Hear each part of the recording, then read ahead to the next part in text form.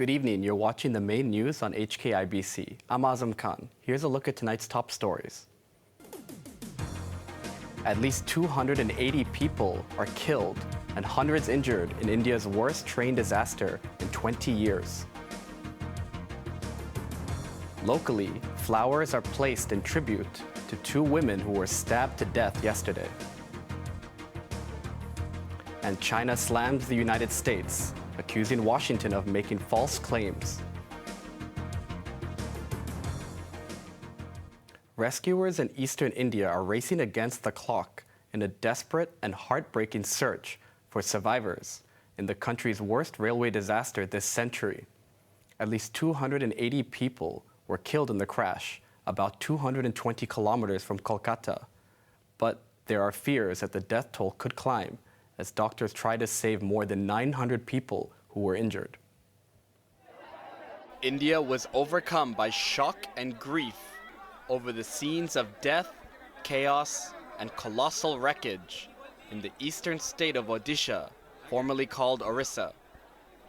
In the country's worst railway accident in 2 decades, an express train traveling from Kolkata in West Bengal to Chennai in Tamil Nadu derailed and hit a stationary freight train at around dinner time last night.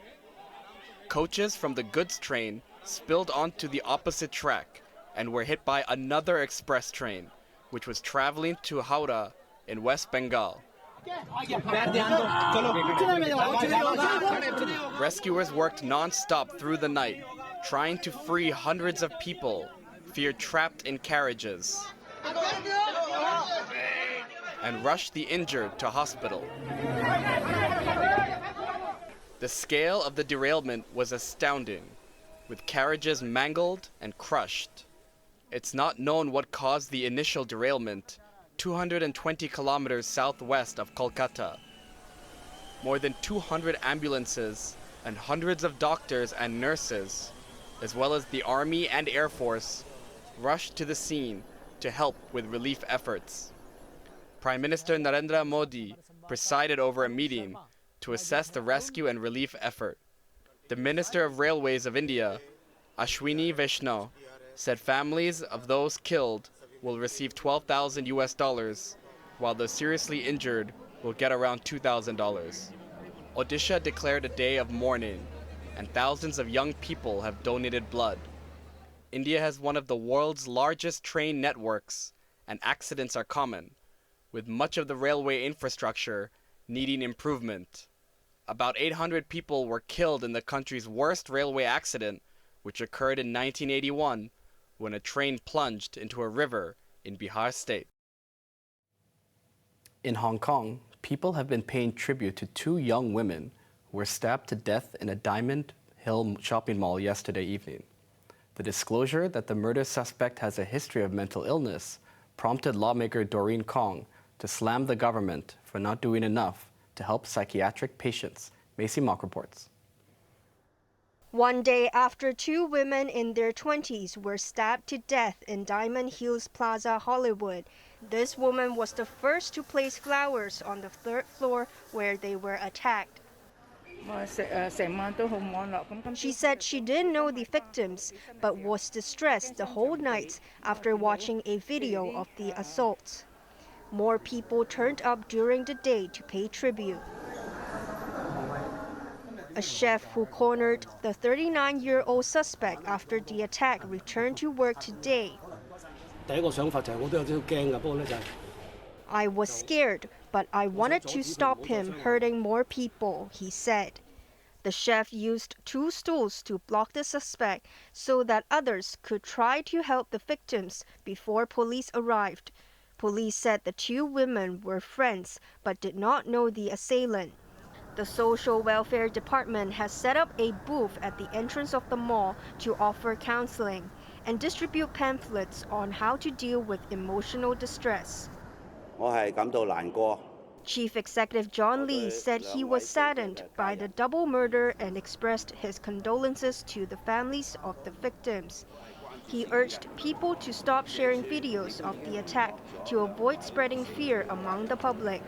Lee said Hong Kong is a safe place, but said police will step up patrols. He added that the government will refuse services provided for psychiatric patients. Police said the suspect has a history of mental illness. Lawmaker Doreen Kong took to Facebook to slam the government for not devoting enough resources to people's mental health, saying it should be a priority. Police have detained the suspect, who is jobless, and are trying to determine the motive for the attack. Maisie Mock, HKIBC. A man has been arrested after he was spotted wandering with a knife in each hand in the corridor of a building in Mei Fu San Chun. Police rushed to Broadway after receiving a report at around 11 a.m. A 24-year-old man was arrested outside the building. They seized 2 knives from his flat. Sources said the man has a history of schizophrenia. Health expert David Hui says the recent surge in COVID cases can be considered a 6th wave, but it has reached its peak, and infections are expected to drop within weeks. The government pandemic advisor said most of those who contracted COVID recently were infected by the XBB variant. Those who caught the virus previously could fall ill again, but vaccines can prevent severe illnesses. Hui added there is no need to release daily COVID figures, as the virus has become endemic.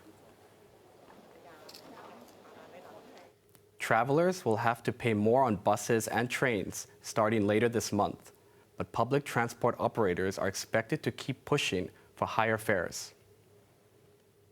As we are along the path of normalcy, the operating environment of bus companies and other public transport operators have yet to be fully stabilized. For example, the tourism have yet to be fully recovered.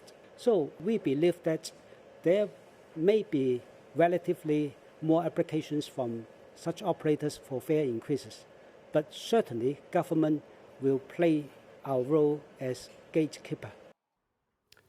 Bus fares will rise by up to 7% on the 18th of this month, with the MTR charging more a week later. Lam backs the decision to raise bus fares, saying the hikes were not frequent. The government, meanwhile, is still reviewing fare increase applications for 10 ferry routes.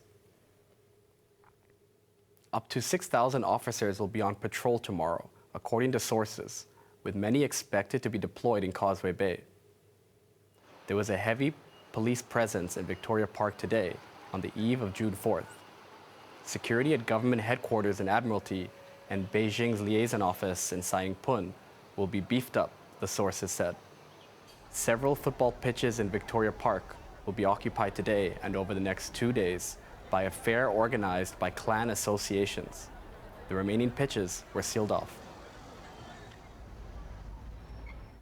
China has accused the United States of making false statements and said it will not compromise on Taiwan. At a news conference in Singapore, Lieutenant General Jin Jianfeng criticized U.S. Defense Secretary Lloyd Austin, who told a defense forum in the city that China was unwilling to hold crisis management talks with the United States. But Jing said, while calling for dialogue, Washington has been undermining Beijing's interest. He noted that the U.S. has been expanding its military alliances and accused Washington of trying to provoke confrontation. On Taiwan, Jing said China is ready to fight to protect national sovereignty, unification, and territorial integrity. Foreign ministers from the bloc known as BRICS are pushing for a shift away from Western influence and a fresh approach to resolving conflicts. One of the key purposes of BRICS that we'll try to encourage is really fostering dialogue as a pathway to peace and development. We believe the world needs to talk much more, even when there are troubling problems, that we could resolve these through dialogue and close interaction. Unfortunately, I don't have a long At a meeting in South Africa, BRICS ministers discussed the possibility of extending their membership. The group currently consists of Brazil, Russia, India, China, and South Africa, the 5 major emerging economies, which are poised to overtake the West. There are plans to invite developing countries, including Egypt and the United Arab Emirates, in a move that could position BRICS as a counterweight to the US-led G7. Senegal has banned the use of several social media platforms as it tries to contain a deadly wave of political violence. At least 9 people were killed in clashes between supporters of opposition leader Ousmane Sonko and police. Most of the casualties were in the capital Dakar after a court sentenced Sonko to 2 years in jail for immoral behavior.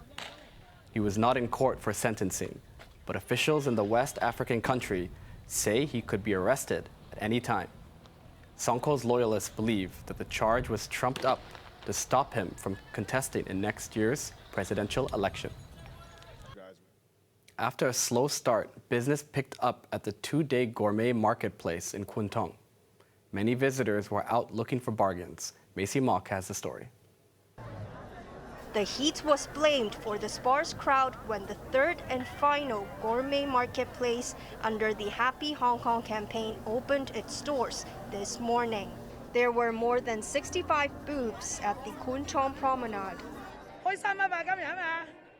This woman, who came with her family, wanted to buy abalone and fish balls.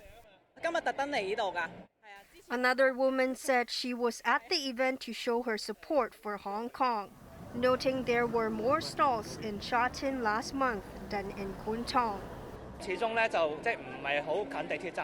This vendor, who sold cooked abalone for just $1 a piece, had feared that the venue's distance from the MTR station would discourage visitors. But the turnout was better than expected. The fair will close tomorrow evening. The government has spent $20 million on the Happy Hong Kong campaign to boost public morale after COVID. Maisie Mock, HKIBC. On to the weather now. Mostly fine tomorrow with 1 or 2 showers and very hot. Temperatures will range between 29 and 34 degrees. Similar conditions over the following days. Now let's take a look at the weather around the world.